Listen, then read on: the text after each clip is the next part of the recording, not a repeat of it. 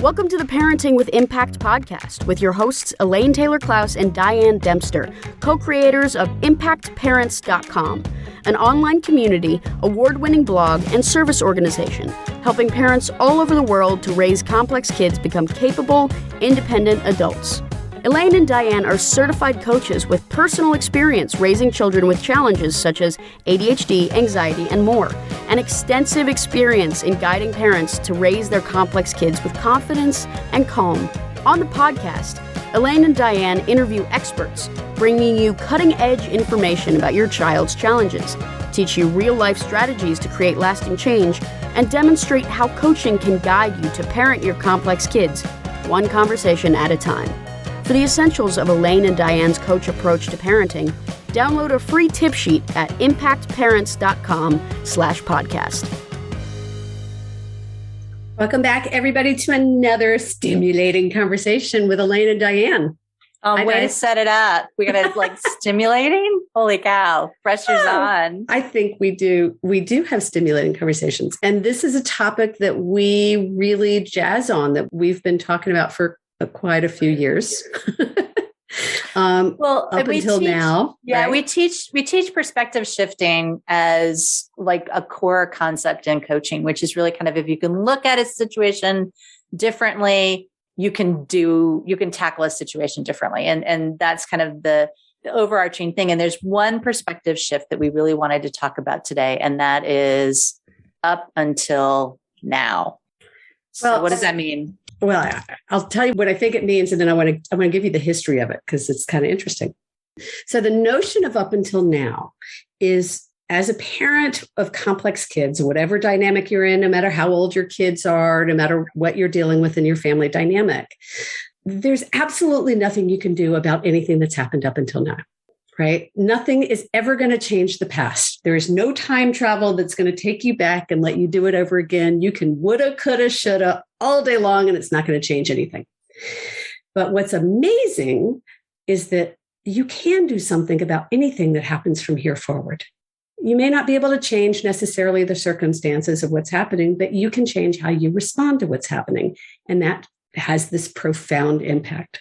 So up until now, we can't change anything. From here forward, we have a lot of capacity to create the change that we want. So that's the concept of up until now. Yeah. And this maybe not so much, but this is true with everything, right? So this isn't just about being parents of complex kids. This is life, right? Yes. And how much time do we spend? And I think some of us are designed to do this more than others, but looking in the rear view mirror and, I should have said this. And, what if I'd said that? And I can't believe I said this. And I mean, it's like we're constantly looking in the rear view mirror and wringing our hands or worrying about what we said and blah, blah, blah. Or we're up in the future thinking about what might happen in the future and what if this and what if that. I don't know. I want to put a plug in for us to be in the moment. Can Present. We focus on that? I was in a conference the other day, and I was listening to this speaker, and he was talking about this. He labeled it time travel. Yeah. And we spend all this time traveling to the past and traveling to the future. And that's not to replace visioning for the future, because that's really important. But he really was taking an argument for being present to what's happening right now and really paying attention to what we're thinking and feeling and how we're being now in the present, instead of traveling to a time that we don't have any influence over in that moment. And can I just tell you the history of where this concept of up until now? I used to say, for years, I said there are 3 words that'll change your life, and they're up until now. Or the 3 letters that will change your life are YET, yet, right? Any way you look at it. And this came when I first started coaching. So this is going back to before 2010, 2008 or 9. I was asked to speak at an autism group. And I wrote this speech called Up Until Now. And I was talking a little bit about balance, and I had parents standing on one foot to see that balance is a moving target. But the whole notion of it that just stuck with me as a truth of what I had learned as a parent in those early years was that I couldn't change what I had done up until the time that I became aware of how to do it differently. Mm-hmm. And so beating myself up for how I handled things when my kid was 5 or 8, when my kid was now 12 and I understood so much better, it wasn't fair to me and it wasn't fair to my kid for me to feel guilt or shame or anything when I was doing the best I could. It just I didn't know better. And when you know better, you do better.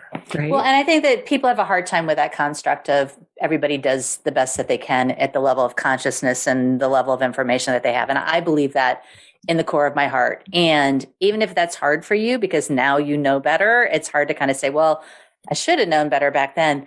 The reality is you can't change that, right? You cannot literally go back unless we have time travel, which I don't know. We're not doing watching right too much sci-fi lately, but we don't have any official time travel going on. The question is, where does it serve? And I think that it causes so much pain and suffering for ourselves. We go back there, we're feeling guilty, we're feeling shame. I mean, shame and guilt in our population is so prevalent. It's huge, well, right? You know, David, my husband, David Taylor-Klaus, is a coach, and he often says that holding yourself accountable now for behavior in the past based on information you have now that you didn't have then is tantamount to self-abuse. You know, and a lot of you have heard me talk about as an adult with ADD, how important it was when I first was diagnosed was to put the stick down, because I had been beating myself over the head with this stick and this well-worn groove in my head for decades. And I had to learn to put the stick down and say, okay, up until now, that's what happened. Here's where I am now. And here's what I can do differently going forward. Well, and I was working with a couple recently, and the one partner was really in the past and was having a hard time letting go. But they did this, but they did that. And it was, months ago, weeks ago, years ago. And it's like, but, right? It's just sort of, and so when we feel injured, it's hard because we do want to go backwards and it doesn't help, right? I think I just keep saying that. It's like this sort of, what is it serving you to go back? If you're going back with reflection and saying, how do I rinse and repeat? How do I do better? That's one thing. But most of us don't do that when we're back in the past. We're going, I can't believe I did this, or, I can't, I shouldn't have done that. Again, it's just sort of, we should all over ourselves. And then that leads to shame, because here's where shame comes from. If you are upset by something and you can't do anything about it, that's where we become disempowered. And by going back and feeling bad about something, we're literally setting ourselves up for a situation where we cannot fix anything, cannot change it. It's that gap between, what our expectations are versus what we can control. That's where we get all wobbly. And it's interesting that the inspiration for this conversation came from a couple I was working with today, who have an 11-year-old. And with ADHD and autism and some complex issues.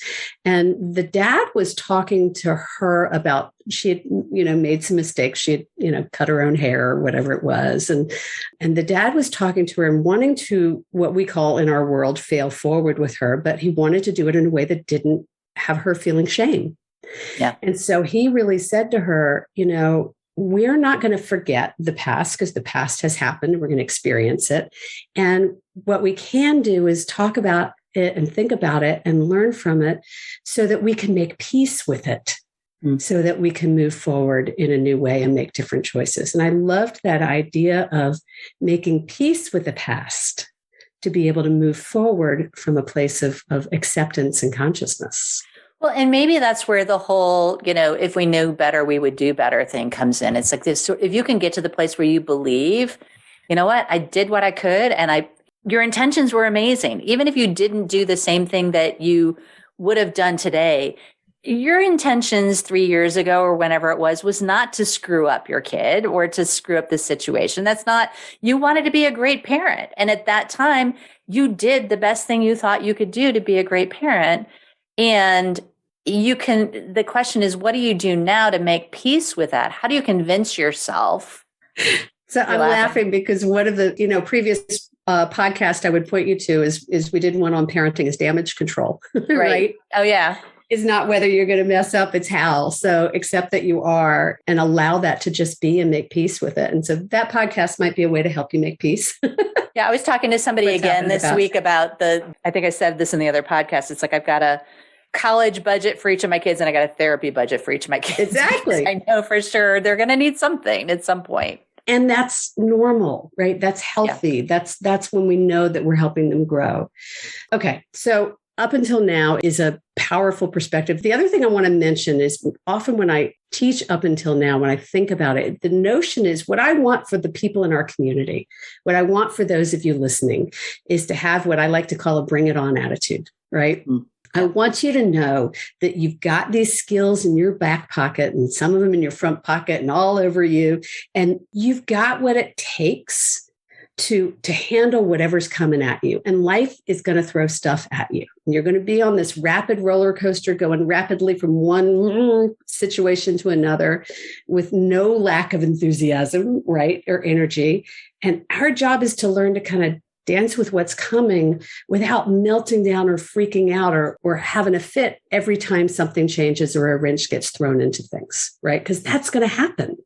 Well, and I think that goes back to kind of our relationship with mistakes and that sort of thing. I mean, it's like, I remember earlier in my life, I was one of those people that really had a hard time even admitting that anything was a mistake or that I'd done something wrong, just because there was such shame and guilt and embarrassment attached to it. And I was joking with somebody this weekend, you create a new phrase. So like my new phrase is, well, that didn't work the way I thought it would. And my friend that I was with this weekend said, well, that looked much better in my head than it actually did when it happened. It looked good on paper. It looked really good on paper, and it totally didn't end up the way I thought it would. But it's like that sort of that lightness of, oh my gosh, I tried that and it didn't work, versus I can't believe I screwed that up. Well, so I'm remembering back to when you and I first started working together and having conversations about mistakes, right? And you didn't like the concept that anything could be a mistake.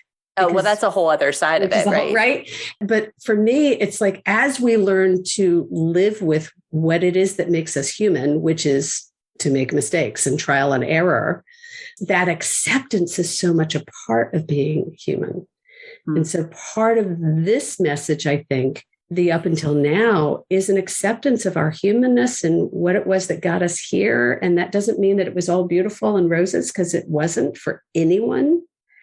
And that's part of what creates an environment of resilience and a capacity to continue to change. Like I was talking to a mom recently, and it was really, really hard because I don't want to go into all of the nuances, but really she'd had a pretty good, charmed, beautiful life. And she's really struggling with adopted kid or stepkids that she kind of married into, who are super complex. And she really doesn't have the resilience to dance with it, because she'd never been encountered any kind of complex issues before. And so here she is as an adult trying to figure out how to be with it. And so she's holding a lot of resentment. Mm-hmm. Right. Yeah. Yeah. And it's hard. It's hard. Well, and we could do a whole other episode. Maybe we should do a whole other episode on resentment. Because that's a big thing. Let's write that down.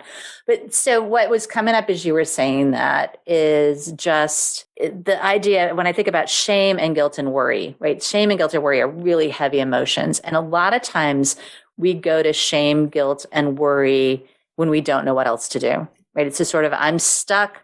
I need a good idea. I don't have a good idea. So I would much rather go back and be frustrated or beat myself up or whatever else and focus on the past, because I know how to do that, instead of going, okay, wait, what do I want to do now? Right. So we know better, but we don't know how to do better. And so I think that's, maybe it's just an indication when you notice yourself going to guilt or worry or shame, to go, oh, wait, am I feeling stuck? Am I feeling like I'm not sure what to do?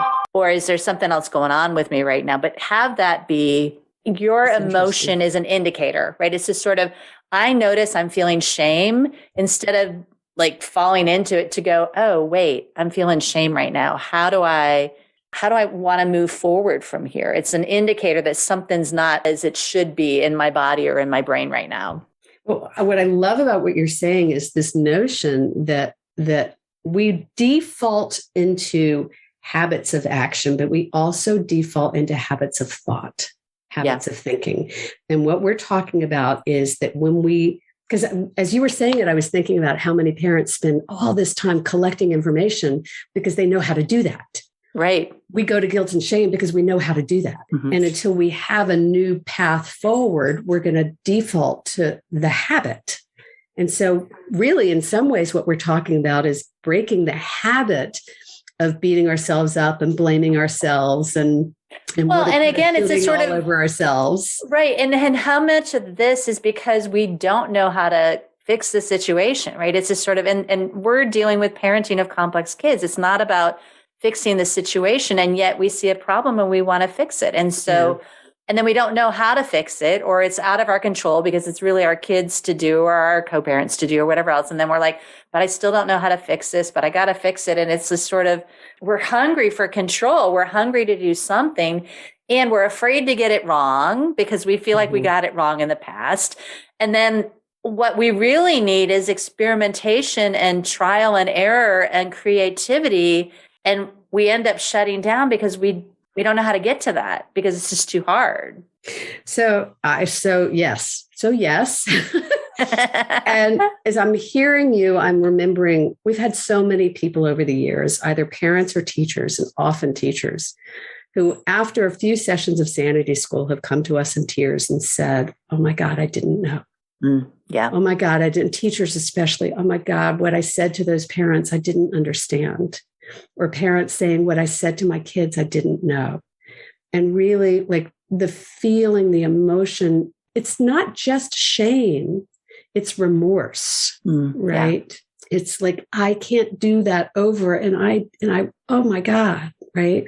So Diane, what do we want to say to the parents who are on the good news is, are sort of finding a new path forward and realizing that there's a different way to be in relationship with our kids around their complex issues and to step out of these power controls. But how do we handle the looking back and saying, oh, what did I can't, and I look back, I got to tell you, and I think about some of the conversations we had and some of the things that I did, and I feel terrible about some of them. So there's a couple of pieces because you used that word remorse. And so part of it is about grace and about being gentle with yourself. Which is what this dad said to his daughter, by the way. Yeah. And part of it might be recovering well, right? It's just sort of, if you still have a relationship with a person, kind of going back and saying, you know what, I realize that, what happened 5 years ago, 3 years ago, last year might have been painful for you. And I want to just tell you how I thought I was doing the best I could, and it turned out that it didn't end up the way that I hoped it would. I think I honestly think that we can do that. I believe we can do that even if we don't actually talk to those people. I mean, it's that sort of, can you go back and say, wow, in my head, I'm going to just send that message out into the universe and say, I am sorry that it ended up the way that it did. And I'm going to give myself some grace. And I'm going to, commit to that whole sort of, if you know better, you do better, right? It's this sort of, if you find that place and say, you know what, I'm committed to doing better where I can. We did an episode on parenting young adults, and I think it's kind of connected to that other episode on parenting is damage control, which I talked about.